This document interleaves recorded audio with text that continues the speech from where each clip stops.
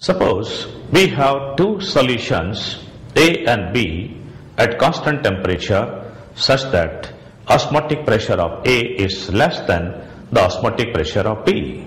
Then we can say that solution A is hypotonic, hypo means lower, and B is hypertonic, hyper means higher with respect to each other. Let us have a very practical application of hypertonic and hypertonic solutions. We know blood and other fluids inside living cells contain many different solutes, and the osmotic pressures of these solutions play an important role in the distribution of solutes within the body. Patients who have become dehydrated are often given water and nutrients intravenously.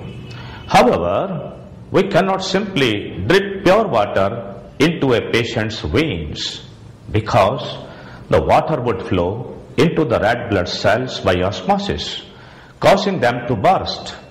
A solution that causes this condition is called hypertonic solution. If a blood cell is placed in a hypertonic solution, that's of low osmotic pressure, the concentration of solutes outside the cell is less than inside. Therefore, to prevent cells from bursting, an intravenous solution must have the same total concentration of solutes and therefore the same osmotic pressure as that of the patient's blood. Such a solution is isotonic. A solution of 0.9% sodium chloride is isotonic with fluids inside cells in the body. Now, if an intravenous solution is more concentrated than the solution inside the red blood cells, then the cell would lose water and shrink or shrivel up. A solution that causes this condition is called hypertonic of high osmotic pressure.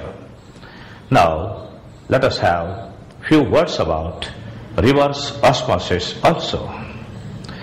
The movement of solvent particles from concentrated solution to dilute solution through semi-permeable membrane on applying external pressure on concentrated solution is called reverse osmosis.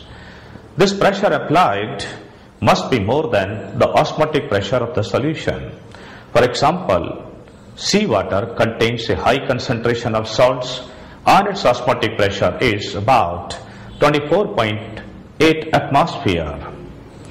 If a pressure more than 24.8 atmosphere is applied on a chamber containing seawater, then water molecules can be forced to flow through a SPM to a region containing pure water. In this manner, seawater is converted into potable water.